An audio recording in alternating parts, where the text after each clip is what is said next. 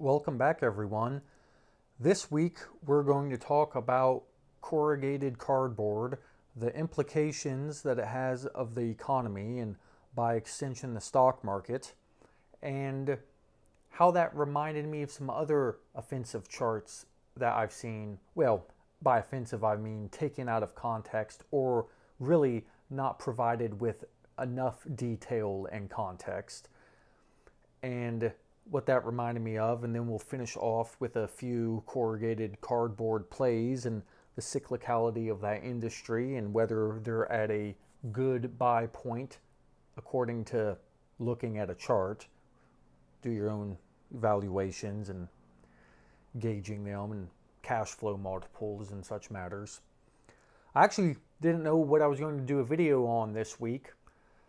Uranium videos by far do the best on this channel, but this isn't a uranium channel and there's a lot more I'd like to talk about. But the problem with wanting to talk about things is that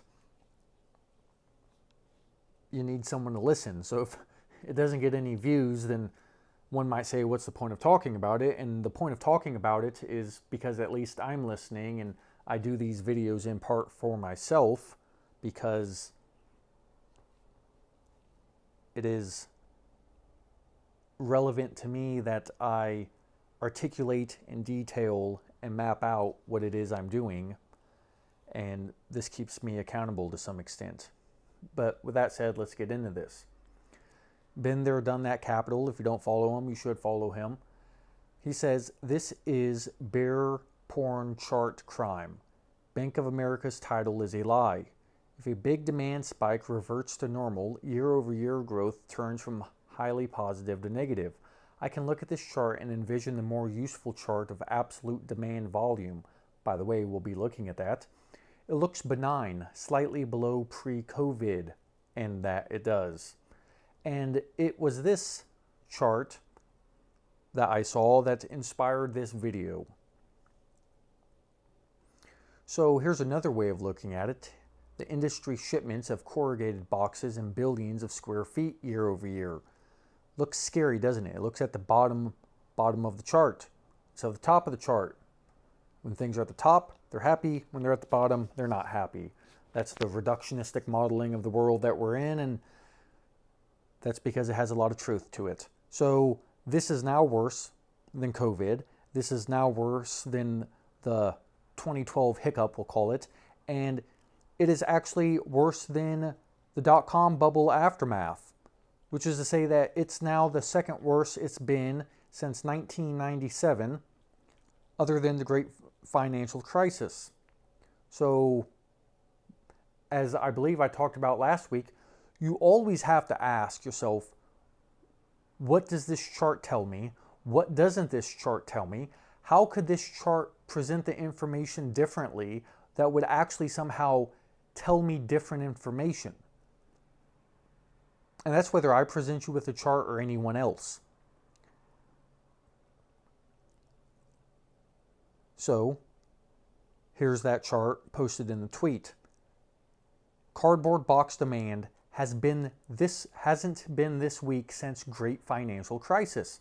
Now, there's two other things I chronically insist upon, and will continue to do so due to the relevance of its applicability everywhere you go in life and the extreme relevance that it has as a consequence.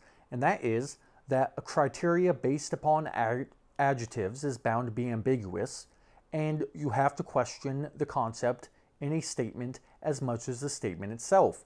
So if I tell you that cardboard box demand hasn't been this weak since the Great Financial Crisis, the question you should be asking is, what do you mean by demand and what do you mean by weak? Because those are qualifiers. And they're relativizing information. Like, well, how are you gauging weak? Weak how? Because that would mean that purchases of cardboard boxes must be less than they were in 2008. That's how I would think about it. Now, I know the insistent, manipulative, underhanded, misrepresenting, distorted nature of human existence, let alone when it actually becomes when it emerges from the unconscious, is how most people engage in it most of the time, to purposeful manipulation by the media and the intentionality, because that's the difference between misinformation and disinformation. That's the difference between lying and misrepresenting reality, is the intentionality behind it. So the demand hasn't been this weak. So you see the chart, okay, wow, hasn't been this weak, amazing. Here's another chart. This is the chart that Been There, Done That was referencing. If you look in the top right-hand corner of this chart, you'll see what they're talking about. This is the absolute level. So if we go back to 2008, that's roughly at 240. We are currently sitting at 440. So demand how? Now, this is why you have to question the concepts in a statement as much as the statement itself, because people will insistently do this all the time in one form or the other. They're not even cognizant of it. If you actually call them out on it, they'll say, "What are you talking about?" And I do believe that the majority of the time, if you hook them up to a lie detector, they truthfully wouldn't know what you're talking about. They just do it, along the lines of how people say, "Just do it, just do this, just do that," as though we should just dismiss all the reasons not to do it. Or they're saying that they're so insightful and smart that they've weighed all the reasons to do it and not do it, and they've determined that's a net positive, which isn't the case when it comes to most people about most things. So back to the topic at hand, corrugated cardboard, who thought it'd be so exciting. This is what they're saying. Now, let's zoom in on what they're talking about. Oh, so yeah, some negative year-over-year changes lead to a recession, but they're the outlier. Now, if you notice in this chart that you'll see the recessions shaded in with the gray, and then that's when seemingly the decline is 6% or more year over year. And that just so happens to correlate with a recession. And what I want to note is these little red vertical lines that I put on here. I got tired of putting them all on here, so this isn't all of them, but this is some of them. Also indicate year-over-year declines, but not to the extent of more than 6%. Maybe one of them, that 1995 to 98 area perhaps, but I didn't do the calculation. Just looking at the chart, it might be. And remember, the smaller the number, the more quote-unquote insignificant the difference has to be the same percentage change. You know, if you go from 150, that's a drop of 50, but that's a 50% difference, as opposed to 1,000 to 500 is also a 50% difference.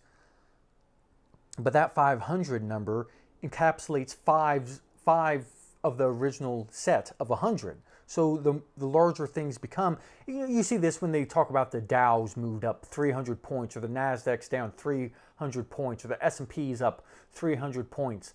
It's like, well, the larger the market becomes, Dow, 30,000, 40,000, 50,000, 300 points means less and less as a percentage different in move. But that's still how they do it, because, well, it sounds fancier or more dramatic, or whatever emotional manipulative thing they're doing. And that's just how people think. A lot of people I talk to about the stock market, they say, you see it on YouTube all the time. It's prolific everywhere, especially people who aren't professionals.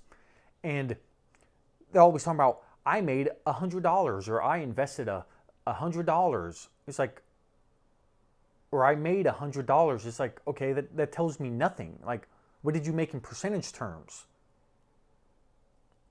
If you made $100 on $100,000, you're not doing so well. But if you made $100 on $10, maybe you invested in e.l.f. beauty product or beauty brands a few years back, and you've got a 10x'er. You see what I'm saying? So let's zoom in. This is what they're talking about. This is the decline. This is the dramatic. Now, this isn't quite accurate. This is April to April, but it looks a lot different when you zoom in Like this isn't nearly as dramatic. It's not nearly as dramatic.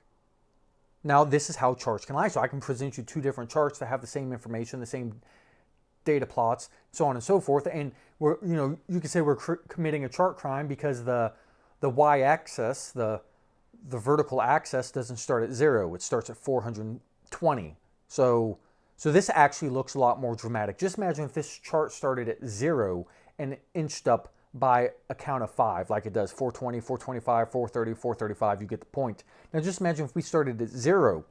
This chart would pretty much look flat. So that's a chart crime in and of itself.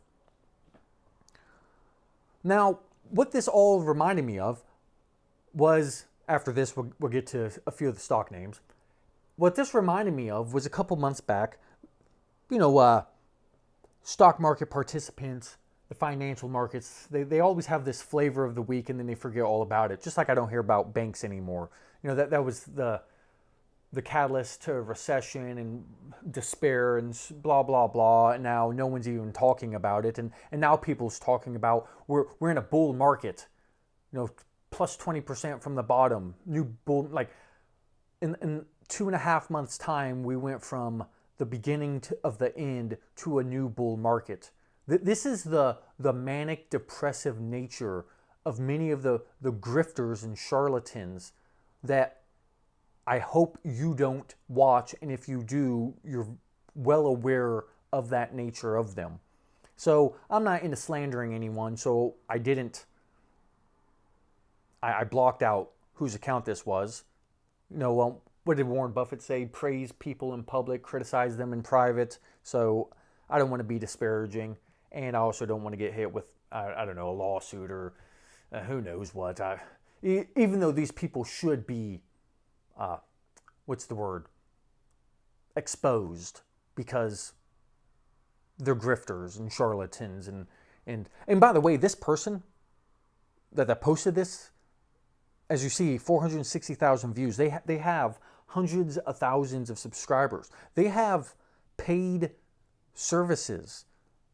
I'm not going to tell you what their slogan is, but it's something along because you might know.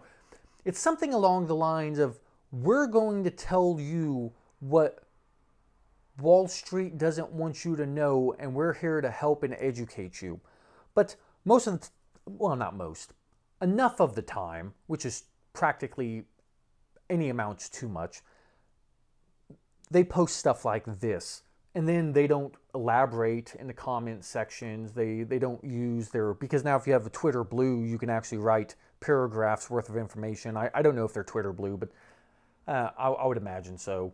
And they don't elaborate, they don't detail, they don't contextualize, they don't elaborate. It's just garbage like this. So money supply growth collapses in February. Largest monthly decline in history. We are not okay. Now see, in the comment sections, some people tried to address this and the seeming lack of integrity and intellectual honesty that would be required by contextualizing it and why they would make that remark. And someone in the comment section, it's the truth though. And it's like, what do you mean the truth? Like, what's the truth? This is what I mean by questioning the concepts in a statement as much as the statement. It's like, what do you mean that? And what is the truth? Because this chart is the truth. Okay, it is. I agree with that statement. But we are not okay. Well, why aren't we okay? And it's something along the lines of, me no like when line go down, this fact no argue. That's the reductionistic. See, people don't think this way, but this is how they act because they don't really think. It's similar to I was talking to someone on the keto diet, and it's interesting that someone's on the keto diet and just talking to them for a brief moment, having a cursory glance into the wisdom and insight that they have as a human being, it came to my attention that they don't know what the hell they're talking about. And I was asking about avocados and if avocados were okay for the keto diet, and they said, No, because it has too much fat. And I said, what? Like, isn't the keto diet about low carbs? And the avocado has, I believe, 10 to 15 carbs. Don't quote me on that. And they said, yeah, I can't have it because it's too much fat and too many carbs. And I was like, well, aren't you consumed about the carbs that your body would use as fuel? And I can't remember the terminology, but there's difference between, there's fiber in food that has carbs in it but doesn't get burned, and it just really helps in aiding digestion and your microbiome and such matters, but it actually doesn't get spent as fuel. While, say, simple carbohydrates versus complex carbohydrates are more easily accessed and used for fuel, which is to say that if the keto diet says you can't have more than 50 carbs, then you in fact actually can have more carbs while still staying below that 50 carb limit, because that 50 carb limit is actually the concern of putting your body out of ketosis, which is the keto diet. Remember, the whole point is to be in ketosis. So you only concern yourself with, but people have a reductionistic modeling of carbs and what a carb is, and all carbs are the same, and they're not. And he said fat's bad. I'm like, the keto diet is actually a high fat diet. And so they didn't know what they were talking about. So how is that relevant to this? Well, it just goes to show that there was no further thought. So just like this, we are not okay. Why aren't we okay? Well, there's no elaboration, no clarification. As best I can tell from this individual, they don't really have a reason. It's just good agitprop and sensationalism and going along with the market moods about, Fed, and if you can say something derogatory implicitly about the Fed, then people like you, and then you get subscribers, and I mean, that's part of the grift. The more eyes you get, the more subscribers you get, and the more money you make, and the more attention you get, and validation. So it all works. I mean, this person has met famous people. So, I mean, it's working for them. So, like, I'm not going to knock your hustle, I suppose. Get it how you can. But this is what the corrugated cardboard reminded me of, was this M2. Here's another one. Look at that. That's dramatic. Like something catastrophic must have occurred or is going to occur, right? I mean, for a movement like that. Now, of course, oftentimes it's left out of the context of how the Fed started raising rates and quantitative tightening, and 25% of the currency was created in a few months' time.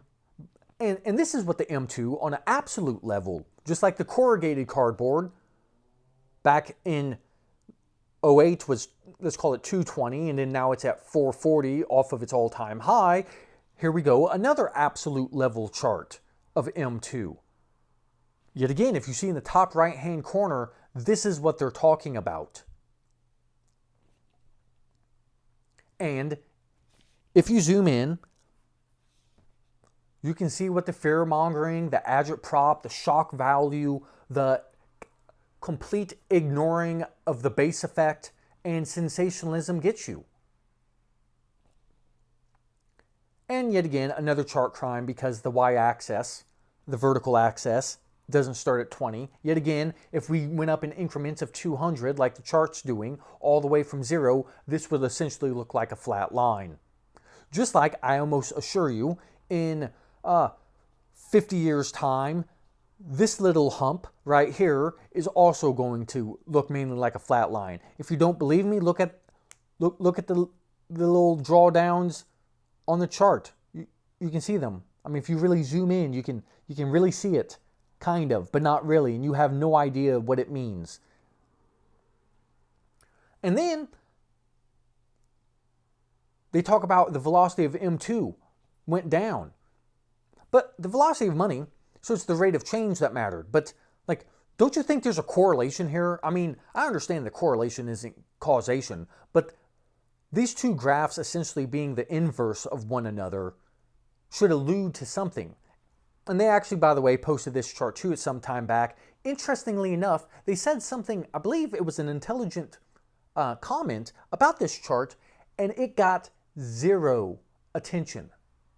Now, of course, that was also a couple years ago, and who knows how many followers they had, I don't know. But it is interesting, actually, when you see people get more and more publicity, they start saying dumber and dumber things, and that's because no one puts them in check, and they have so many people supporting the dumb stuff they say. I suspect it warps and deteriorates their orienting mechanism known as their speech in the world, which causes them to say more and more dumb things. You actually might notice this in a lot of bosses, how you could work with someone who doesn't say a lot of dumb stuff, then they become a boss. All the pushback that they used to get as an employee among coworkers disappears because you're not going to backtalk your boss, and then you notice that they say more and more dumb things. Now, of course, that's because they now have the freedom to say everything they think, but also I suspect that there's no counterbalancing mechanism, which is what's supposed to occur in dialogue, which happens when you're peers. And another interesting thing is I've seen a lot of these M2 charts. Yet again, that was the flavor of the week a couple of months ago. Most people don't know jack about M2 money stock versus velocity of M2 money stock and the other forms of M and what it all means. And yet again, it means nothing. This means nothing. How are you going to conduct yourself in life? What actionable advice are you deriving from this graph? What am I trying to inform you about? Am I going to try to smuggle this in a certain framed sentence to infer something that I know that you're going to, or to imply something that I know you're going to infer to help with the emotions of the narrative that I'm trying to spin? Does it actually tell you anything? No, it doesn't tell you anything, unless you know what this stuff means. But that means that this in and of itself doesn't really mean anything. It's only this within context of other information. And that's why I'm trying to stress to people. Like, you don't have to know, you don't have to know what this really means or the implications or anything else. Well, then don't post it. It's outside of your wheelhouse. Stay in your lane. Because the probability of you misspeaking, which I would say this is outside of my lane, so I'm somehow going to misspeak, except I'm speaking in the lane of psychology and sociology and how humans conduct themselves. So I actually feel pretty confident that I haven't said anything too ignorant. But this is an interesting correlation. And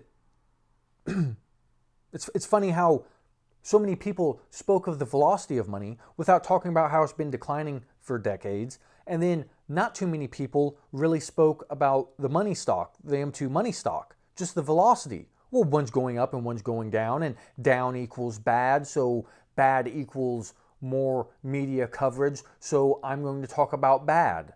And that's the case because the amount of comments I saw of the velocity of M2 was a lot more than the M2 money stock.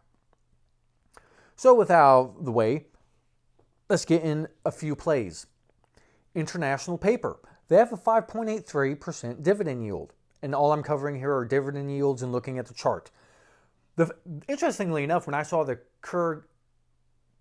corrugated cardboard chart, I thought to myself, oh, I bet this would be a good time to look into buying these. So I brought up the charts, and from a very simplistic, reductionistic modeling of the world, there's certain charts that are, or companies that are cyclical.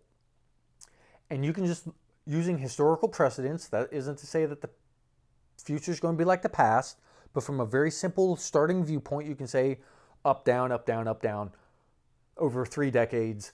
Okay, when do you buy? Will you buy at the bottom of the chart and you sell in the middle or at the top? That's what you do. So you look at this chart.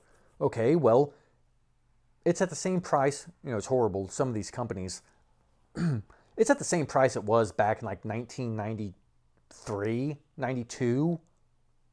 Can you imagine buying this in 92? You would have suffered a atrocious, horrible drawdown in the great financial crisis, regained your money, realized capital gains, and then gave it all back. Now you would have collected a dividend along the way. But my gosh, you know, whatever pension plan or endowment or insurance company bought this back then and they just hold, or I just can't imagine. Like, why? It's a cyclical play. That's what you do. Now, is this a massive head and shoulders? I don't know. We're at the neckline if it is, but it's also perhaps a place to take a stab, and you get a 5.83% dividend yield, and the dividend yields on these actually look pretty safe. Then you have the Packaging Corp of America. This chart of the three is actually the best holding up one. And, oh, the last one, by the way, down 47%, roughly. And I believe at one point, a week or two ago, it was down 50%. That's good. That's where I start looking. Package Corp of America, holding up much better. Now, buying this back in 2003, like, can you imagine? No, I'm sorry, buying this in 93, and then not buying Packaging Corp of America way back when. Like, the performance is completely different, which is one reason why this stock is holding up so much better than the other one. This one offers a 3.82% dividend yield. And then you have WestRock. And yet again, if you, knowing nothing in life, and you said, where should I buy this stock? Where should I sell this stock? It's pretty much right in the buy zone. You see where it fell in 2020. You see where it fell in 2016. You can say, okay. And it's offering a 3.61% dividend yield. So just a place to start looking. I think this one's trading at 11 times cash flow. I can't remember. One of these is, or International Paper. One of them is. I haven't really looked into them. This now just, I kind of ignored this sector for a while, and now it's time to look back at it. Just like Cheesecake Factory is, I don't know, 50% off of its highs. Whirlpool. There's a lot of consumer discretionary type stocks that are in consumer durable goods.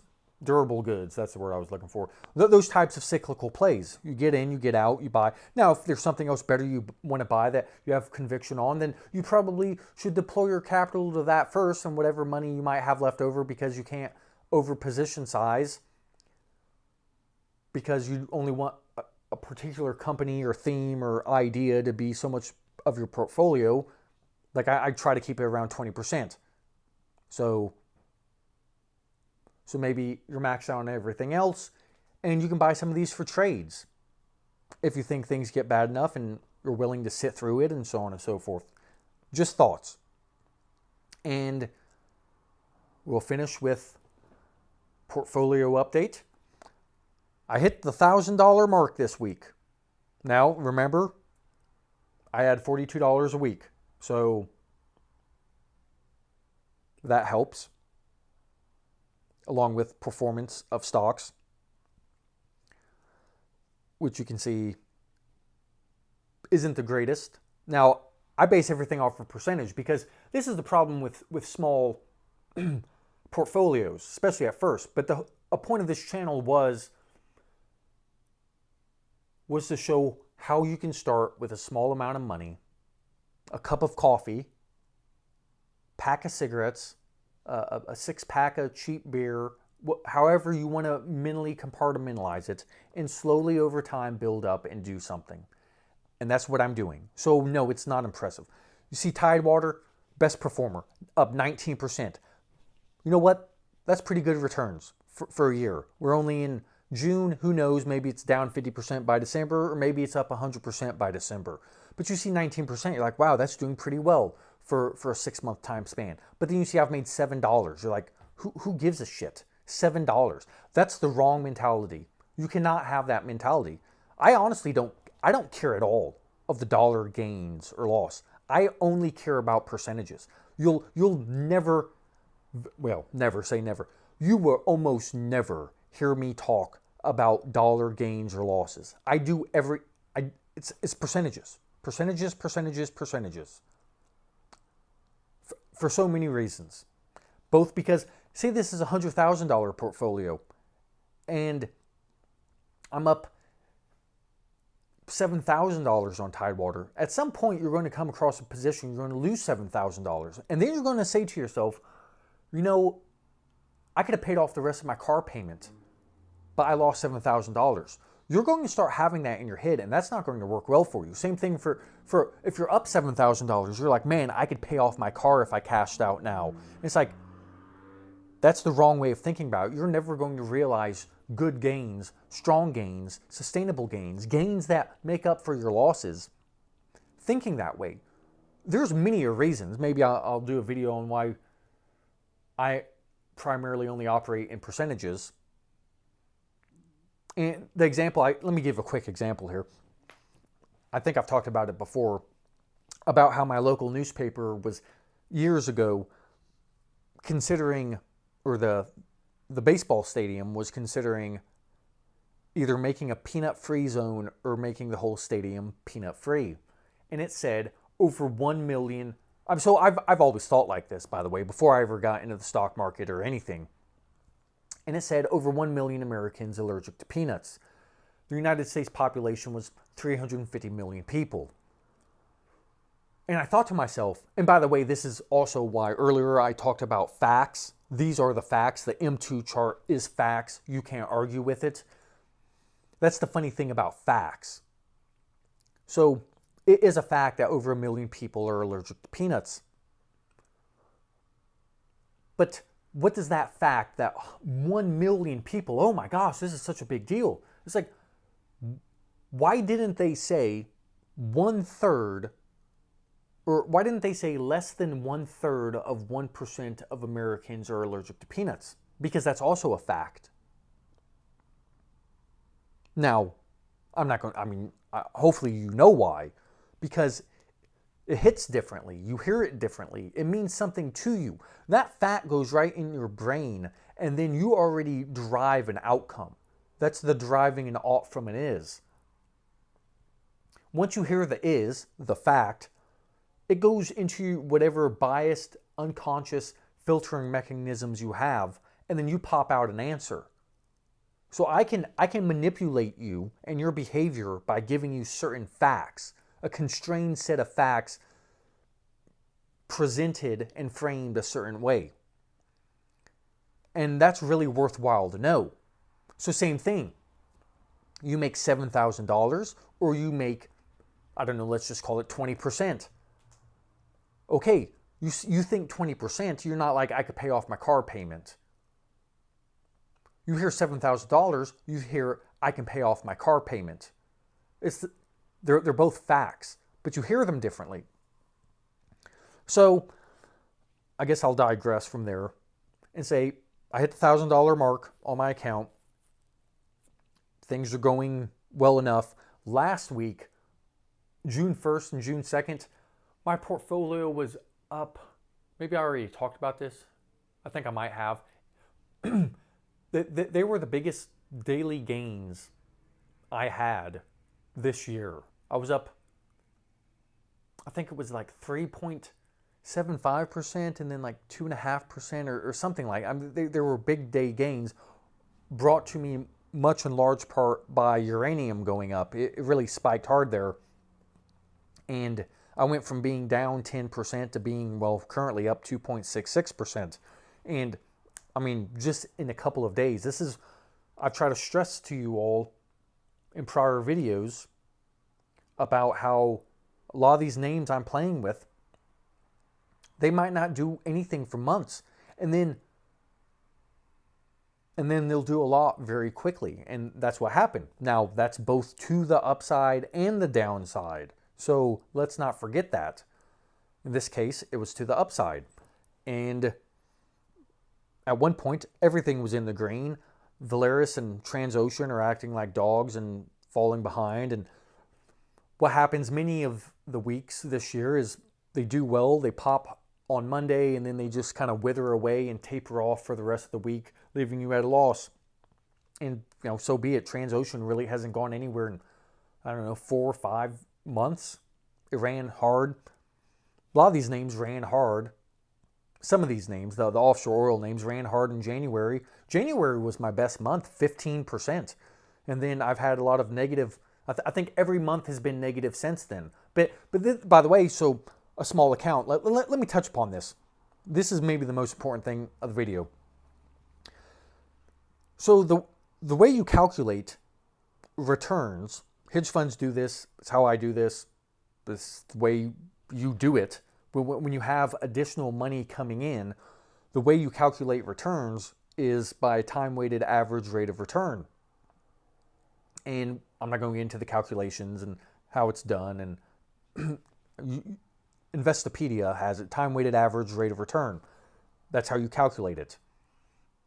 And January, I was up 15%. Now, in dollar terms, that wasn't much because my fund just started. Remember, it started beginning of 2023, January 1st, 2023. So I made 15% in January. And what's happened is every subsequent month, I've had negative returns. May, I don't know, Matt, there were a lot of people getting slaughtered in May. And I was down like 0.6%, something like that. And I'll tell you what, this month, I'm really starting off with a banger of a month because of what happened simply in June 1st and June 2nd. Now, there's a lot of month left, so who knows? But back to the point I'm making. So 15% for the month of January. So then the subsequent months, let's just say I lose 1%. 1%, February, March, April, May. That's 4 months of negative 1%. So I was up 15% in 1 month and then lost 4% or 1% the other 4 months. So for a total of 4%. But it's a time-weighted average rate of return. You just don't say down 4%. That's not how it works. So I've actually lost more money in dollar terms in February, March, April, and May than I made in January. And that's because the account is ever increasingly growing. So let's just say 42 times, let's just say 40 times 4 weeks in a month, that's $160 in January. By the end of April, I would have a $640 account. So I can make,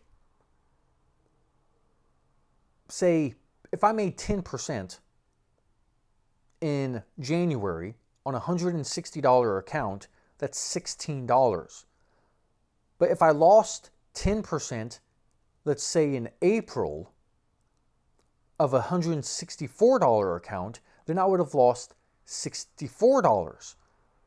And 16 minus 64 is a negative number, which is to say I'm not just canceled out. It's not like I made 10%, lost 10%, I'm back to even. That's not how it works when you add money to the account every week. Nor does it work that way when you're in and out of positions or your positions go up and go down. You can have a 1% up month and followed by a down 1% month, but since there was additional funds added to the account the second month, in dollar terms, you actually lost money. Now, that only matters in the short to mid term. That's not what this channel is. That's not what this account is. This isn't, I don't give a shit about a week, a month, a quarter, or a few quarters. I mean, I kind of care about a year. I mean, yes, I care about every day, of course, but that's a dangerous game to play. Measuring day-to-day or week-to-week performance in dollar terms, you will drive yourself crazy. That is not a sustainable, iterative strategy, and it can be misleading. At some point, I'm going to have another 15% month, and then everything I just said will be true, but in the opposite direction. That 15, if I have a 15% month, let's say this month in June, that 15% will be nothing like the 15% in January, even though it's the exact same 15%. And as far as I'm concerned, it is the same 15% mentally for me. It really is. I understand from a conceptual, abstract, intellectual point, it's a lot more in dollar terms, because 15% on a $1,000 account is more than 15% on a $160 account. At some point, it will be an order of magnitude. In a year or two's time, I'll have a 15% up month, and it will be a literal order of magnitude difference than the very first month I had this account. It's 15%. Just like, I can't remember, February or March, I was down almost 6%, we'll just call it 6%. That 6% in dollar terms wiped out my 15% in dollar terms in January. Well, guess what? That's part and parcel of playing the game. And it can really wreck your emotions looking at the dollar terms all the time for numerous reasons. I've cited a couple of them. I'm a percentage guy. I care about the percent because the dollar amount's always fluctuating and varying. So the percentage gives you something consistent. Not to mention, that's how the industry does it. And I'm reflecting the industry. I'm engaged in the industry. I don't have LPs. So no, I'm not a hedge fund manager, but I'm acting accordingly. I'm my limited partner. I am my partner. Okay, I'm managing my money. And that's how I look at it. And if I invested in me, which is exactly what I'm doing, I would expect to see the time-weighted average rate of return of the performance of the portfolio over time, making contributions into it weekly, as I'm doing, $42 a week. With that said, I'm sitting right now, I'm building a cash hoard that's going to hurt my performance in the short term. If a pullback doesn't happen, it's going to be, you could say, a mistake, but it's part of a decision-making process. So maybe 9 out of 10 times it would have been the right call. But I'm at 27% cash. If I have a beta of, say, 1.5 to the market, that means that I can't really go below, I think it's like, I did the math, 75 or 70%. I can't really go above 25 to 30% cash and still expect to outperform the market. Which means that even if my names do well, and say we have a melt up from in June, July, August, and then things just obliterate in September, I will underperform the market more likely than not in June, July, and August because each and every week the portion of the names as a portion of my portfolio will be smaller and smaller and smaller, which means that they will have to outperform harder and harder and harder. And if that's compared to a market that just keeps going up, then I will underperform in the short term. But you do that knowing that hopefully you'll be able to capitalize on some things during a pan sell-off, and then you can buy in cheaper names. I also just like having capital to deploy. I would prefer to pretty much stay in 25% cash. I'm the type of person, I can be in 25% cash, by the way, percent, not $271 cash. I don't think that way. It's 25%, 27% cash. I do it without even thinking about it. So I'm the type of person, I can have 27% cash. It doesn't matter if that's $271, $2,700, or $20,700. It doesn't matter. I can be the type of person who's heavily in cash, and in 1 week, it's gone. I've deployed it all. I'm that person. And that might happen, it might not happen. At some point, you stick around long enough, you'll see it happen. And with that, I think this has gone on long enough. Thank you for watching, and until next time.